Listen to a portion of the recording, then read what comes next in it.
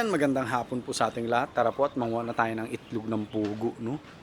So, yan, pambenta muna natin to. Okay. Ayan, no? Magdadala po sana ako sa school nung mga nakuha natin sa incubator, no? Kaso nga lang, kailangan mailaga na rin po. Bale, magpapa-pre-taste tayo sa mga kasamahan ko. Ayan, no? Para sa atin na sila kukuha, pati sa kantin, no? Pwede nating babaan ng presyo. Tulong-tulungan lang.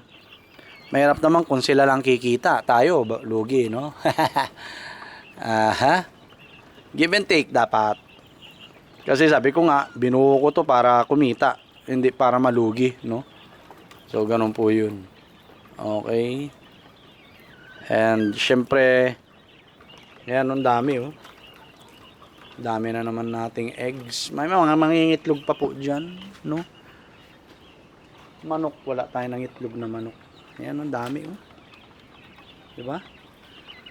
So, sa palagay ko po, sakto lang yung 500 layers. No? 1,000 pala. 1,000. Tapos, ipapiso ko isa. Not bad na yun, no?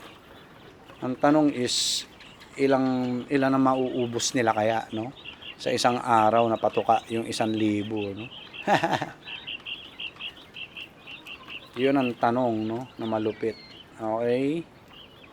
So, iniisip ko kung maglo-load tayo ulit sa incubator natin. Iniisip ko pa. Kasi gusto ko mag-load ulit kasi nanghihinayang po ako sa time. Promise po. Kalabang ko dito time. Kasi 8 to 12 months lang po to for culling na sila. Talaga, sa totoo lang. Ang dami, oh. Kaya nga iniisip ko po na pinapaubos ko lang yan yung pagkain nila at lilipat na natin yung mga yan doon. Yung time po kalabang ko rito. Buti nga nakapagpapisa pa tayo, eh.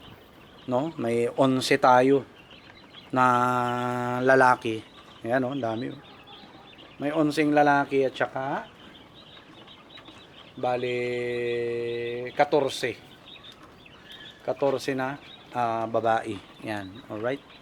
So yan, mamaya maglilipat po tayo para ito pong cage na ito ay magiging na lang nila, tawag dito, magiging na lang natin, extra, no? Pag napuno na natin lahat yung ando doon, painumin natin sila. Kawawa naman. Hindi na natin bibigyan ng pagkain to, eh. Yan, tuyo, no? Oo. Yun muna kayo. Para maganda yung pasok ng pera sa atin. Ito ang isa sa sikreto po ng mga animal lovers, no? Pwede mong i-convert into livestock farming, no? Syempre uunahin mo, ito maraming nadidismaya po sa livestock farming kasi iniisip nila kita agad, no? Sa akin hindi. Unahin mong mahalin yung mga animals. Unahin mo silang mahalin dahil eventually ayan, magbibigay sila ng pera din talaga sa iyo in return, no?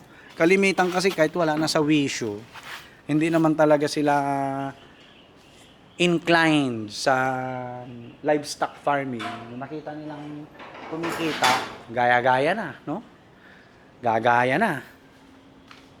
Well, in fact, kahit ever since, hindi pa naman sila nag-alaga ng sisiw, di ba? Di ba? Nakakatuwa lang yung mga ganun tao, no? They try their best, no? Na gayahin kung ano yung mga nakikita nila sa atin or sa ibang tao, no? Tapos, hindi naman pala sila inclined sa farming. Never sila nag-alaga ng manok. Never sila nag-alaga ng pugo. Never sila nag-incubate ng itlog. Di ba? Hirap po nun. Mahirap. Kaya dapat ang unang-unang nasa puso ninyo is kung paano mahalin ang mga hayop. Lalong-lalo na sa livestock farming, dapat matutunan nating mahalin yung mga nagbibigay po sa atin ng pera, no? Kasi pag hindi natin yan nilagyan ng pagmamahal, hindi magbibigay ng return sa atin yan. Hindi magbibigay ng return, no? Kaya ang ending, nga, di ba? Nga. Alright? So, yun po, no, iniisip natin kung maglalagay tayo ng panibagong itlog or ililipat na lang natin itong mga to doon. Ayan, no? Para at least, tawag rito. Kaso nga lang, iniisip ko yung kalahati nito, Wag muna po siguro, no? Wag muna. Para at least, pero depende mamaya, no? Pagkatapos natin maglagay ng mga breeders natin dito. Yan, i-aasikasuhin po natin yan, no? Isipin natin. Pero kasi may mga order tayo, no?